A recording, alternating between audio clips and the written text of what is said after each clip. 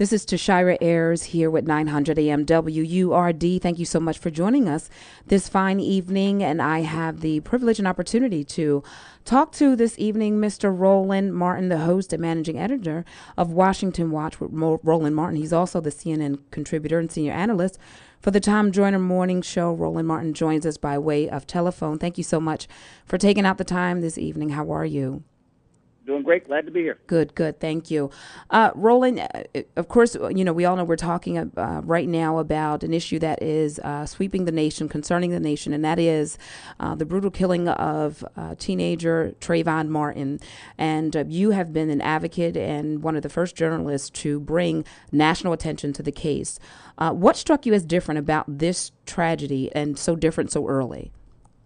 I think first and foremost the fact that he had a neighborhood watch person who was carrying a weapon. He was legally cared to do so, but he shoots and kills an unarmed young man who was walking home from the store. That makes no sense to me. And then for police not to charge this guy also was just, it was just outrageous. And so when you begin to talk about Florida stand your ground law, which is sort of just giving folks a license to kill. Somebody had to speak up, and for this family, there needs to be justice.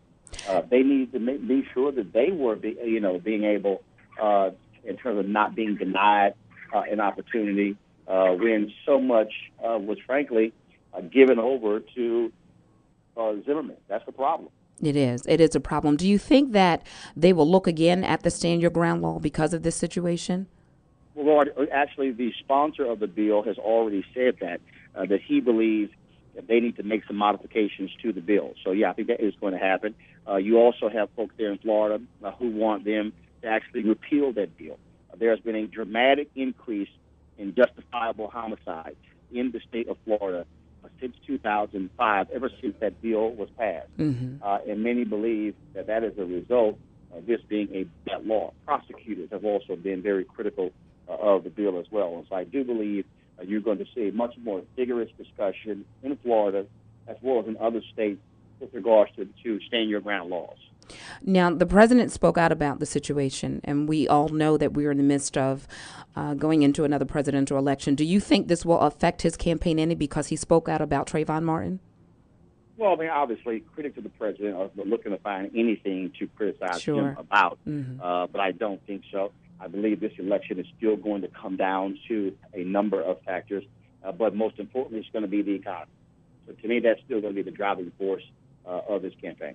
Now, information was leaked. The Associated Press reported that Trayvon Martin was on suspension at the time he was killed for traces of marijuana that was found in his backpack. And so essentially, reading what has been said and what has been leaked, they're trying to demonize Trayvon and taint his character. Do you think that would play against the justice that his parents are trying to get as right now? Well, I think that is more about what happens in the court of public opinion.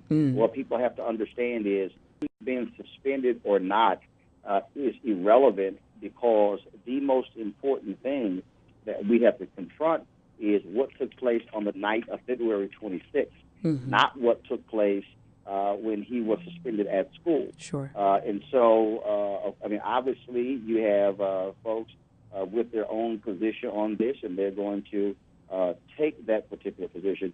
But again, and plus, here's the deal: understand, him being suspended from school, that will not be entered into a court, because it's simply not admissible, because it is not germane to the case. So, frankly, it's irrelevant. Why is Zimmerman not in custody? I hear this because according to ABC News.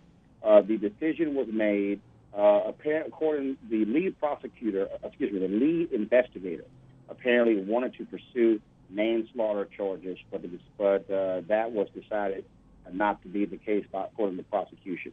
And so they made a decision not to pursue that and not to pursue those charges. And so that's why he has not been arrested. And so that's what the real issue is. Point blank. You moderated a panel yesterday in Eatonville, Florida, about this case. The moderating of the community forum was specifically about getting out the facts of the case. We also discussed the stand your ground law, and so that's the capacity in which I operated in. We had a rally. We actually had 2 rallies over this weekend here in Philadelphia. And the mood here is unity. The mood here is cry for justice. But we also have folks that are saying, Trayvon Martin is one of many children that are killed here in Philadelphia neighborhoods day in and day out. And, just as many folk, there are many people that saying it's a great thing the nation has come together for such a cause. But then we have children daily in neighborhoods that are killed as well across the country. And, folks are wondering, why don't we rally around those children as well? What are your thoughts about that? Well, I would say to the very people who are asking that question, why aren't they? It's always interesting when people make those kind of comments. But then when you ask, okay, then what are you doing? Right. You have somebody who say we should be doing that, but then when you say, okay, fine, so then when are you scheduling the rally? When are you actually doing that? And so it is as if people are waiting for somebody else to do it versus taking back their own neighborhoods. And so I don't, I would say to somebody out there, and first of all, they're right. Look, I've used my voice to speak out on black violence, and what is happening with our children across this country. But other people have got to step up and not always say, well, what are you doing? The question they have to ask is, what am I doing? And I must say, Roland, I personally appreciate your style, and how you just go against the grain, as some would say, and just speak your mind, and you report real news and facts about the Black community and the nation overall. So I personally appreciate, just kudos to you for that. But last Sunday, you hosted your show in a hoodie. And last I checked, because I do follow you on Twitter, I thought I saw a photo that had you in a hoodie. What does that represent? What does the hoodie represent? The buying of the Skittles, getting the Arizona iced tea, other than putting more money in those the pockets of those that own the organizations? Well, first of all, I haven't bought Arizona iced tea. I haven't bought Skittles. I mean, first of all, remember, these are all symbols. Right. So it's nothing new. They are all symbols of people speaking out when it comes to injustice. But that still isn't the fundamental issue. The fundamental issue is still that a young man was gunned down, a young man was killed. And that to me is what the real issue here is. And so I think people have to stay focused on that. But we also have to recognize that if George Zimmerman does not make a judgment based upon a stereotype, then we are not in this situation. We are not in this particular boat. We are not sitting here. That, to me, is the problem.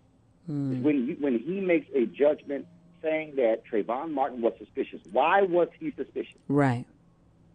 And so what was it about him? He was wearing tennis shoes, jeans, and a hoodie. That's what he was wearing. So what about him was suspicious?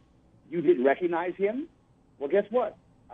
There are people who come in my neighborhood every single day who I don't recognize. And again, this was a neighborhood watch, not neighborhood act. And so, George Zimmerman, why did you get out of your car? Right.